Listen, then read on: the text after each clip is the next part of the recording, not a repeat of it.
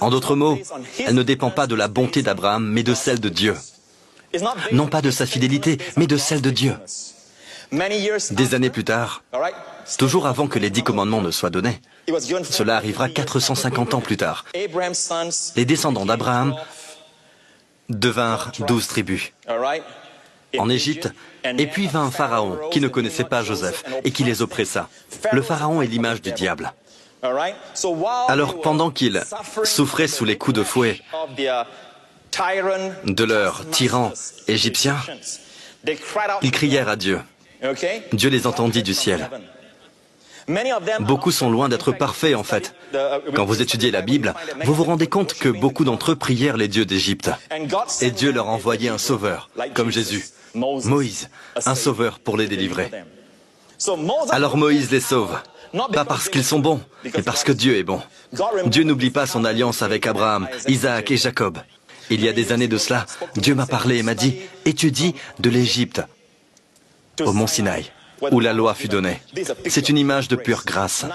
Personne parmi mon peuple n'est mort durant ce temps, malgré leurs péchés. Et très vite, je suis allé lire ma Bible pour voir si Dieu avait tort. Vous connaissez tous l'histoire. Non, ils murmuraient. Quand Dieu les fit sortir, ils se retrouvèrent face à la mer Rouge. Et les armées d'Égypte arrivaient derrière eux. Et ils s'exclamèrent, ils murmurèrent, « Moïse, pourquoi tu nous as emmenés ici pour mourir ? N'y a-t-il pas de tombe en Égypte ?» Moïse cria vers le Seigneur. Et Dieu dit, « Élève ta verge et étends ta main sur la mer et fends-la. » C'est comme si Dieu n'avait pas entendu leur murmure, qui est péché. Car l'alliance de Dieu ne dépendait pas de leur sainteté, mais de la sienne. Non pas de leur fidélité, mais de la sienne. Alors ils marchèrent sur une terre sèche.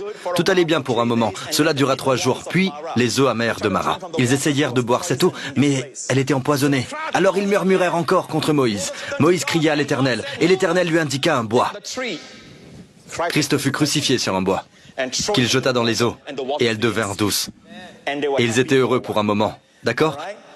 Et puis, ils n'étaient contents qu'un court moment. Car ensuite ils dirent, « Moïse, nous avons faim ! Tu nous as emmenés ici pour mourir !»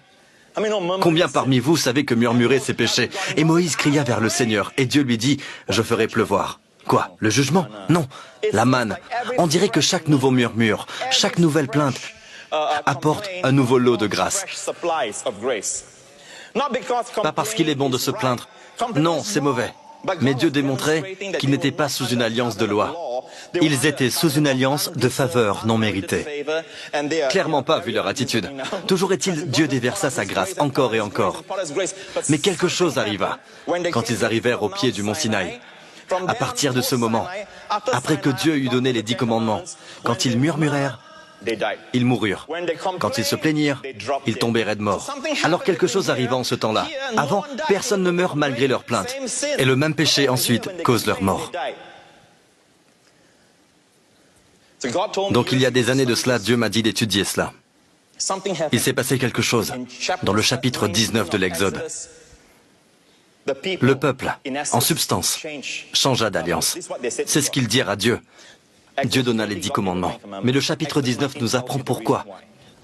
Ils vinrent au pied du mont Sinaï et dirent à Dieu, « C'est ce que dit votre Bible. » Vous le savez si vous avez lu ce chapitre. Juste après avoir dit cela, la Bible nous dit que Dieu changea de ton. Dieu recule et dit, « Moïse, dis-leur de ne pas s'approcher. La montagne est sacrée.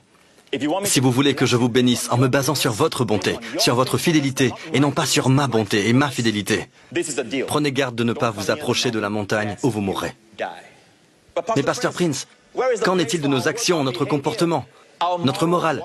Écoutez, s'ils comptaient sur la bonté de Dieu, sa bienveillance, sa fidélité, jusqu'au bout du chemin, jusqu'au mont Sinaï, et que là-bas ils dirent, « Dieu, tu sais, Dieu, on ne peut pas suivre ta loi. Seigneur, c'est par la grâce que tu nous as fait sortir d'Égypte, par la grâce tu nous ramèneras à la maison. » Et ils auraient continué à compter sur sa bonté et sa fidélité. Vous tomberez amoureux de Dieu. Il ne cessera de parvenir à vos besoins et sa bonté les transformera. Sa bonté les guidera de gloire en gloire. Sa bonté mènera tous les pécheurs à la repentance. Mais il y a certains parmi nous aujourd'hui, dans cette église même, qui pensent que de démontrer l'amour de Dieu, sa bonté, constamment, ne fera qu'attiser la rébellion chez des pécheurs. C'est faux. La force du péché, ce n'est pas la grâce. La force du péché, c'est la loi. Vous me suivez? Ça va jusque-là? Si vous voulez de Jésus-Christ comme Sauveur et Seigneur, dites ceci. Père Céleste, je te remercie pour ton amour. Même avant de te rencontrer, tu m'aimais déjà. Tu voyais au-delà de mes défauts, au-delà de mes péchés. Tu m'as aimé. Et tu as envoyé ton Fils mourir à ma place, en mon nom, sur cette croix. Jésus-Christ est mort pour mes péchés. Il a été puni à ma place. Croire de la bonne façon n'a rien à voir avec vous. Croire de la bonne façon, c'est croire dans quelque chose qui est juste. Et il s'agit de notre Seigneur Jésus-Christ. Jésus regarda le peuple juif de son époque. Et voilà ce qu'il dit dans Jean au chapitre 8. Jésus dit aux Juifs qui croyaient en lui, « Si vous demeurez dans ma parole, vous êtes vraiment mes disciples. Vous connaîtrez la vérité. Et la vérité vous affranchira. » Jésus parlait à des gens qui connaissaient la loi. Et pourtant, il leur dit, à ces gens qui connaissent la loi, « Vous connaîtrez la vérité. Et la vérité vous affranchira. » Alors, quelle est cette vérité que Jésus est venu nous révéler? Jean chapitre 1er, regardez. La Bible dit, « Au commencement était la parole, et la parole était avec Dieu, et la parole était Dieu. » Il s'agit de notre Seigneur Jésus. Au commencement, il était avec Dieu. Toute chose fut faite à travers lui. Et rien de ce qui a été fait n'a été fait sans elle. Avançons au verset 14. Et la parole a été faite chair, et elle a habité parmi nous. Donc Jésus, la parole était Dieu, nous venons de le voir, et la parole a été faite chair, et elle a habité parmi nous. Et nous avons contemplé sa gloire, une gloire comme la gloire du Fils unique venu du Père, pleine de grâce et de vérité. Allons au verset 16. Et nous avons tous reçu de sa plénitude. C'est le témoignage de Jean au verset 16, de sa plénitude, plein de sagesse et de connaissance. Nous avons tous reçu, et grâce pour grâce. De sa plénitude, la grâce et la vérité sont venues par Jésus-Christ. Vous savez le mot grâce, pour grâce. Le mot pour, en grec c'est le mot anti, que l'on retrouve en anglais, anti. Quand vous entendez anti, vous pensez à quoi? Contre, n'est-ce pas? Mais si vous regardez dans un dictionnaire au mot anti, il ne signifie pas toujours contre. Anti peut aussi signifier à la place de, au lieu de. Donc la grâce au lieu de la grâce, et soudain j'ai une vision. D'accord? Le Seigneur me montre cela personnellement, et je vois les vagues de l'océan s'approchant de la plage. D'accord? Chaque vague cède la place à une autre. Une vague à la place de celle qui l'a précédée, à la place de celle qui était là avant. Et ainsi de suite.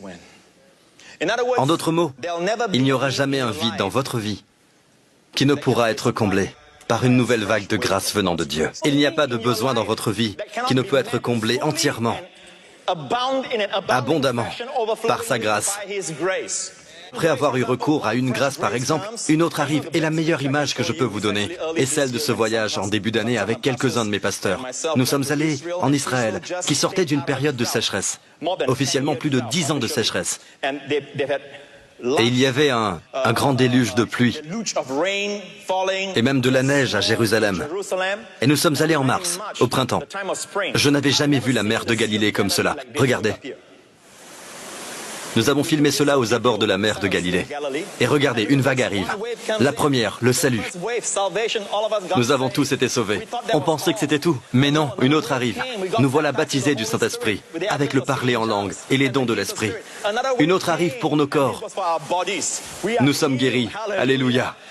Une autre vague, car nous ne sommes pas si intelligents. C'est une vague de sagesse et d'abondance. Vague après vague. Vague après vague, de la même façon, grâce après grâce, grâce après grâce, alléluia, pour la vie, cela grâce à la croix de Jésus-Christ. Certains d'entre vous, vous résistez, comme je le disais à l'instant, il y a de la souffrance dans votre vie, des fissures dans votre cœur, dans votre âme. Personne ne voit cette douleur, personne ne voit ces fissures, et cela ne vous rend pas saint. Le mot saint, ou holy en anglais, vient du mot whole, qui en français signifie entier. Être saint, c'est être complet. Seul Jésus vous complète. C'est ce qu'il a fait, toujours. Il ramasse les miettes et les assemble à nouveau. Jésus nous complète. Et le résultat, c'est la sainteté. Maintenant, regardez cela. La prochaine vidéo que vous allez voir, c'est la grâce de Dieu tel un tsunami, qui touche toutes nos blessures, toutes les crevasses et toutes les abysses de notre cœur. Regardez. Voilà une vague. Elle s'écrase sur cette falaise. Nous sommes nombreux à ressembler à cette falaise. Nous sommes durs. Mais nous sommes brisés, craquelés, de partout. Toutefois, nous essayons d'être forts. Mais vous savez quoi? Quand la vague arrive, elle comble les fissures. Amen. Puis, quand vous pensez que la grâce a disparu, une autre provision de grâce arrive et comble chaque crevasse de votre cœur brisé et apaise et guérit chaque blessure. Recevez la grâce au nom de Jésus. La seule chose qui peut empêcher cela, c'est si vous essayez d'intervenir. Essayez de la mériter et vous échouez.